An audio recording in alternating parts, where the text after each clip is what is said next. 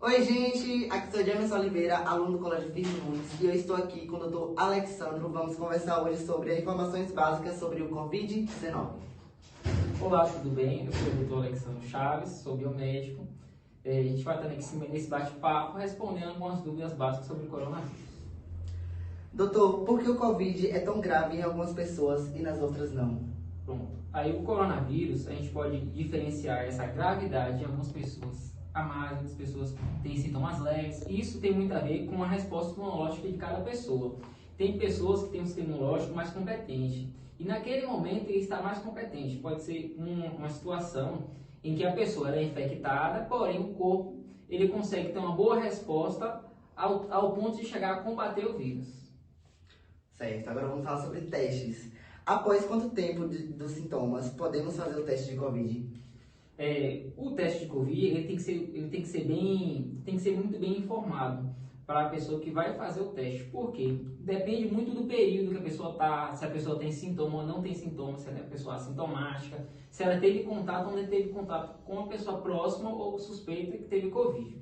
Por exemplo, quando nós biomédicos vamos fazer o teste no laboratório, a gente precisa saber se a pessoa ela tem sintoma. Se a pessoa ela tem sintoma, a gente vai contar a partir do primeiro dia de sintoma. E aí, entre o primeiro dia de sintoma e o 10º dia de sintoma, nós fazemos a pesquisa de antígeno. Pode ser antígeno, teste de antígeno básico, ou pode ser o RT-PCR, que são exames que são coletados na via nasal, certo? E tem uma boa eficiência, são o padrão ouro, mais ou menos, os melhores testes. Aí, nesse tipo de pesquisa, nós pesquisamos o vírus ativo. Entendeu? Então a pessoa naquele momento ela está transmitindo o vírus, ela está infectando. Quando a pessoa ela tem mais tempo de sintoma ou ela não é assintomática, é indicado às vezes fazer uma pesquisa de anticorpo. A gente faz a pesquisa de anticorpo IgG ou anticorpo IgM. Quando a pessoa está nessa fase de mais ou menos o 13º dia que ela teve contato com uma pessoa que teve Covid e ela fazer um teste, e se ela tiver sido infectada naquele primeiro contato, ela vai apresentar o IgM positivo, quer dizer que ela foi contaminada e que o vírus está se replicando dentro dela, mas o corpo já começou uma ativação do sistema imunológico. Então, nesse momento, essa pessoa ela tem que se manter em quarentena. Quando essa pessoa ela passa a apresentar o IgG, muitos testes apresentam IgG e IgM, essa pessoa ela já está passando dessa fase de transmissão para uma fase que ela já está encerrando a sua quarentena. Quando a pessoa ela tem somente o IgG, anticorpo IgG, quer dizer que ela já passou pela parte da infecção e agora ela só está com um anticorpo de memória contra uma possível contaminação novamente pelo vírus. E como são feitos os testes? Eles são confiáveis? Pronto. Existem vários tipos de testes, né? Assim, essa indústria farmacêutica, ela foi nessa corrida desesperada para fazer vacinas, para fazer testes. Tem testes de qualidades diferentes. Os testes geralmente mais caros têm uma qualidade melhor. E em relação à qualidade do teste, é muito importante também o período que a pessoa está. Aí, se a pessoa faz um teste indicado para aquele período, muito provavelmente, quase 100% de certeza do teste está correto, entendeu? Então, se a pessoa fizer fora do período, no período errado, ou teste que não seria o teste indicado no momento, isso atrapalha muito na eficiência. Mas às vezes não é nem um erro do teste, e sim um erro da avaliação que está se fazendo. Entendeu? Por exemplo, a pessoa ela teve Covid, ela está em quarentena e ela quer voltar ao trabalho. É indicado a pessoa fazer um teste de IgG-IgM, entendeu? Um teste de anticorpo, para saber se ela já está saindo dessa parte de quarentena.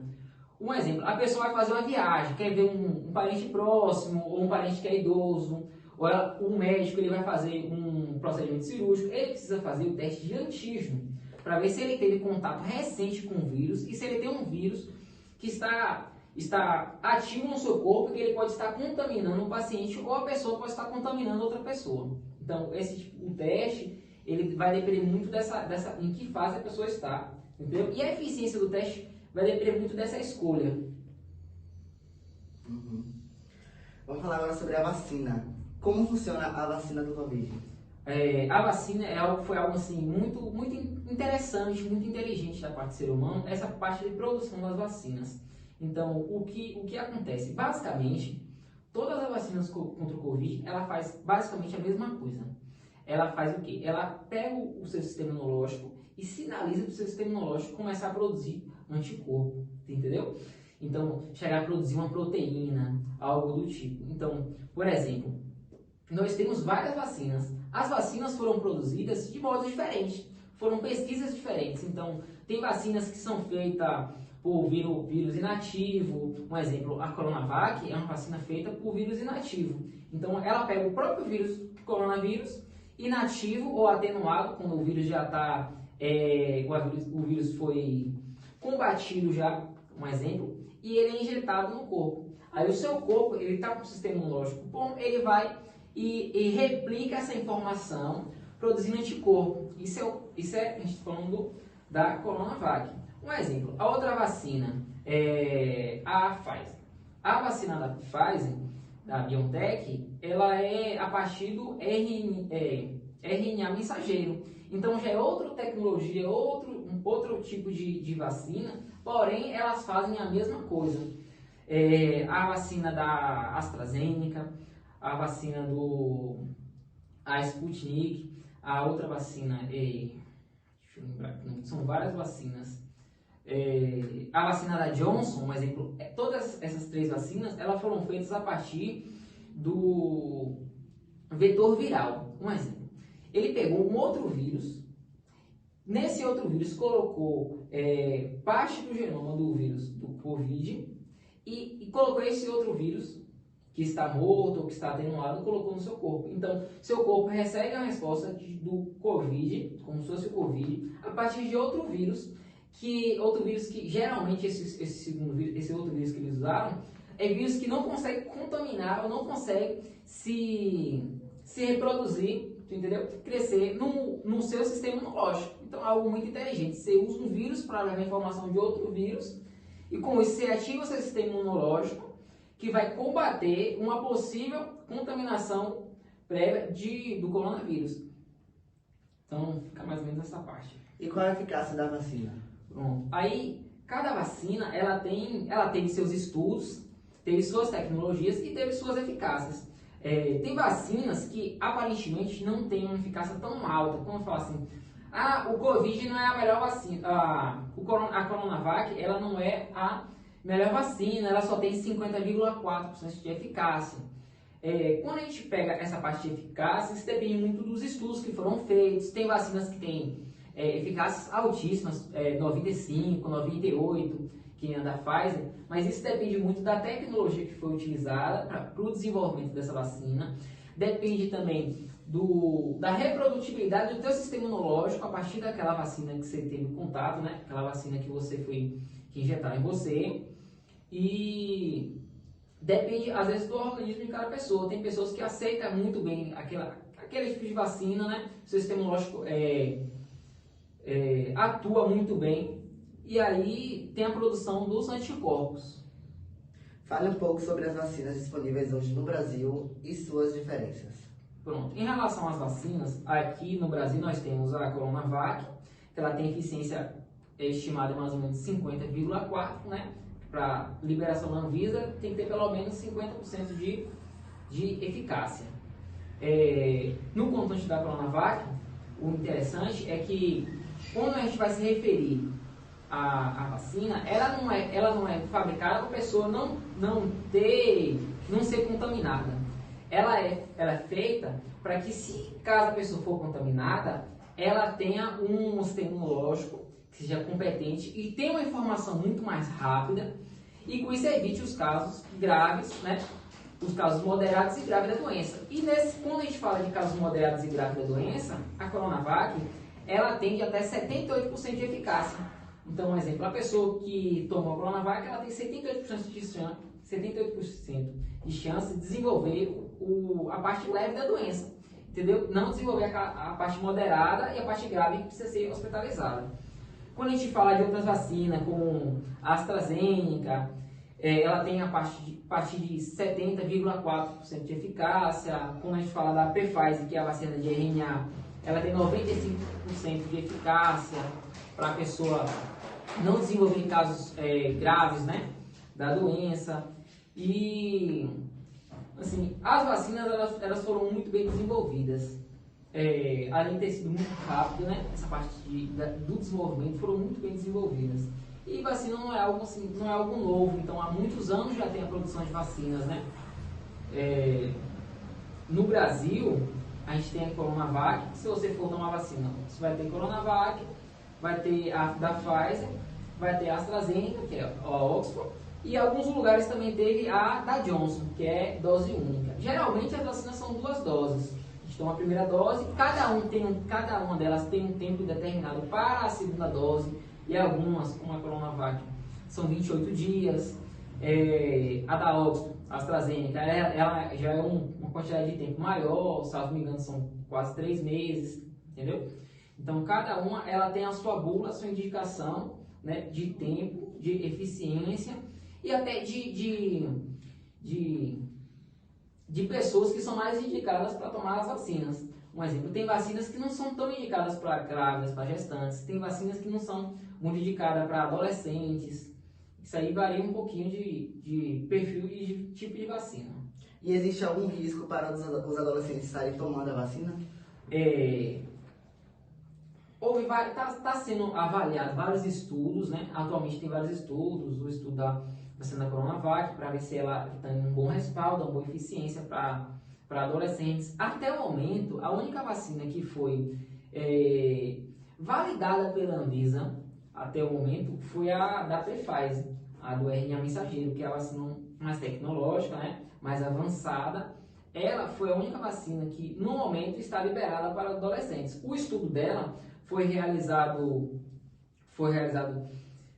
com adolescentes de 12 anos a 17 anos e 100% desses adolescentes que foram vacinados por ela, nenhum deles teve efeitos adversos graves ou algo do tipo. Então, geralmente é febre, em alguns casos, dor no local que foi tomada a vacina, mas nenhum deles teve algum tipo de problema. Então, é situação de tempo agora para isso se desenvolver melhor, para acontecer mais estudos e para estar validando as outras vacinas. Entendeu? É coisa de tempo para essas coisas se resolverem. No entanto, no momento, apenas a Pfizer que é indicada para adolescentes. E agora, para as considerações finais, qual a sua visão sobre a pandemia? Então, a pandemia, ela nos traz a ideia da globalização, de como o mundo ele está unido. Então, um vírus que teve lá início na China e logo já estava espalhando para a Itália e assim, chegou no Brasil, algo que se espalhou em todo o mundo. Isso mostra como o mundo hoje ele tem essa velocidade de informação, essa velocidade de contato entre as pessoas. E também nos traz a ideia de igualdade. Por que a ideia de igualdade? Porque você vê que países subdesenvolvidos, países muito desenvolvidos, países que estão em desenvolvimento, todos os países, todos os lugares sofreram da mesma forma com o vírus. Então foi um vírus que começou do marco zero. Os médicos não sabiam a medicação que seria utilizada, não sabiam o tratamento mais eficaz, não tinha desenvolvimento de nada ainda. Então isso mostrou, assim, de certa forma, a igualdade em todos os campos. Independente se a pessoa, por exemplo, ela fosse economicamente muito boa, muito bem financeiramente, ou pessoa pobre, todas as pessoas sofreram iguais com o vírus. Obviamente, claro que pessoas que são mais favorecidas sofreram um pouco mais, mas isso não quer dizer que pessoas que são muito ricas, que são muito bem-vividas também, não perderam suas vidas. E assim, nós temos a ideia agora que estamos já no final dessa parte da pandemia. Como ocorreu em outras pandemias, não vai se zerar os casos, mas a tendência agora é os casos se permanecerem em quantidade baixa, né? Até toda a população for vacinada, provavelmente vai ter novas doses de vacina, talvez vacina anuais, entendeu? Porque essa parte da vacinação ainda está sendo estudada e a gente vê que atualmente as informações elas se atualizam muito rápido com essa parte do Covid. Então,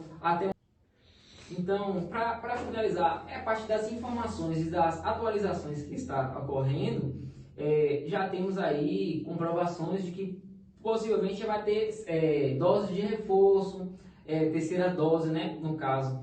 E uma parte bem inteligente dessa parte da terceira dose, que ela não tá sendo liberada porque a vacina não teve boa eficácia. Ela está sendo liberada para fortalecer as vacinas já contra os novos subtipos as variantes do coronavírus. Então, provavelmente teremos mais variantes, teremos possíveis doses de reforços, doses anuais, talvez a cada 10 anos. Isso varia muito com os estudos que vai sendo publicados.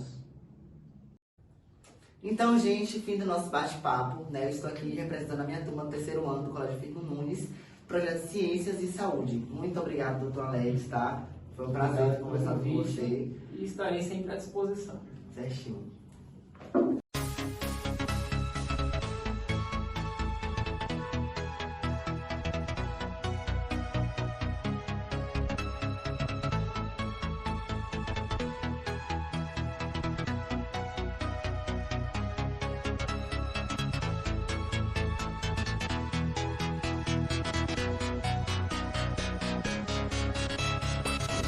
Meio ambiente. O meio ambiente refere-se ao conjunto de fatores físicos, biológicos e químicos que cerca os seres vivos. Pode ser entendido também como um conjunto de condições que permitem abrigar e reger a vida em todas as suas formas. Preservar o meio ambiente é um ato importante, não só para a humanidade, mas para todos os seres que habitam a Terra. A preservação do meio ambiente depende muito da participação de todos os indivíduos de muita sociedade. Por isso, devemos instruir e educar os cidadãos de várias idades através da conscientização nas escolas e em outros locais. O que é sustentabilidade? A sustentabilidade se refere a diversas medidas e estratégias podem ser adotadas pela sociedade para que o meio ambiente seja preservado e seja considerado sustentável, ou seja, cuidar e preservar todo o sistema para que as gerações futuras também possam aproveitá-lo. Se tratando de pequenas ações, ser sustentável vai muito além da reciclagem e do plantio de árvores. É preciso rever hábitos do dia a dia, desde o consumo exagerado até a escolha de produtos de empresas que respeitem os recursos naturais em sua produção. Isso significa que devem ser encontradas formas de ação que permitam a coexistência das pessoas com a preservação do meio ambiente, para que os recursos naturais não se esgotem. As tradicionais fontes de energia, como os combustíveis fósseis, petróleo, carvão, mineral e gás natural, são extremamente poluentes e causam um grande impacto negativo no meio ambiente. Além disso, também são não renováveis, ou seja, as suas reservas na natureza são limitadas. Por essa razão, explorar alternativas que sejam menos poluentes e renováveis é uma das principais ações das estratégias da sustentabilidade. Entre as chamadas energia limpa, algumas das mais conhecidas são solar, obtida através do sol, eólica, abatida através da força do vento que está apresentada na imagem acima, hidrelétrica, abatida através da força da água, geométrica, através do calor que existe no interior do planeta, entre outras.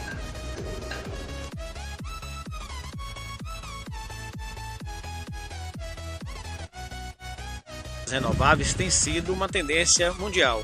E é interessante que a gente percebe que ela passa a ser uma atividade que é o elo de ligação, ao mesmo tempo, entre o meio ambiente e o mercado, representando uma alternativa de empreendimentos sustentáveis, porque a energia aproveita a luz do sol, através de placas fotovoltaicas, ela converte na energia que pode sustentar não só a pequena residência, como também grandes empresas, indústrias, e a gente percebe isso vem crescendo de forma bastante intensa, porque é uma forma de gerar a própria energia, uma energia limpa, renovável, e hoje extremamente competitivo quando comparado com outras formas de energia. Uma vantagem, que você pode gerar desde a energia que precisa na sua residência até uma grande parque fotovoltaico, que são as usinas de geração de energia solar, que tem crescido muito no Brasil, e para a gente é uma satisfação ver que esta é uma atividade que faz essa ligação entre meio ambiente, sustentabilidade e empreendedorismo. Entre meio ambiente, sustentabilidade e empreendimentos sustentáveis tem sido a busca do mercado, e um desses mercados que tem crescido de forma significativa é o mercado das energias renováveis. Então a gente percebe cada vez mais investimento de empresas, residências e indústrias na busca de gerar sua própria energia. E a energia solar tem sido hoje uma solução técnica, financeira e ambiental para a geração de energia, principalmente nesse momento onde a gente vê a crise hídrica, que é o reflexo de uma crise ambiental, onde cada vez mais nossa matriz energética tem sofrido os impactos da geração das hidrelétricas, e a energia renovável passa a fazer essa ligação nesse tripé entre meio ambiente, empreendimentos sustentáveis e uma economia criativa. Então, cada vez mais, a energia fotovoltaica, que é a energia gerada pelas placas solares, a reciclagem é um processo de reaproveitamento do resíduo que não serve mais para o processo, com mudanças em seu estado físico, químico ou biológico, até mesmo de modo a atribuir características para que se torne novamente matéria-prima ou produto. Luminosidade, a luz do sol, e gerando uma energia para atender desde pequena residência até grandes indústrias, hospitais, redes de lojas, e isso tem sido uma tendência crescente, uma tendência mundial que no Brasil já representa números significativos, principalmente nos últimos anos, com a implantação de sistemas fotovoltaicos como esse que alimenta um pequeno sistema para o consumo de uma área verde da empresa SVR Urbanismo. Então é sempre uma satisfação poder ver que essa ligação entre meio ambiente, empreendedorismo e energias renováveis tem sido uma busca crescente pelo mercado.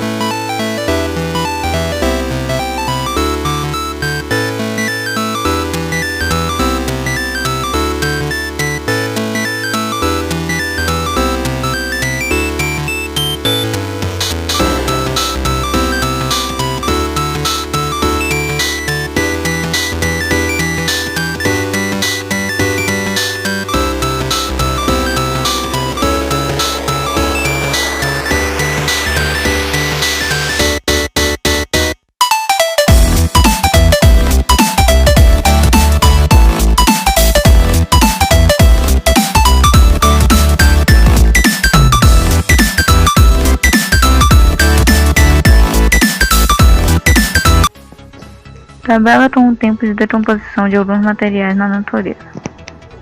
O isopor ou poliestireno expandido é um produto sintético proveniente do petróleo, feito de 98% de ar e 2% de plástico.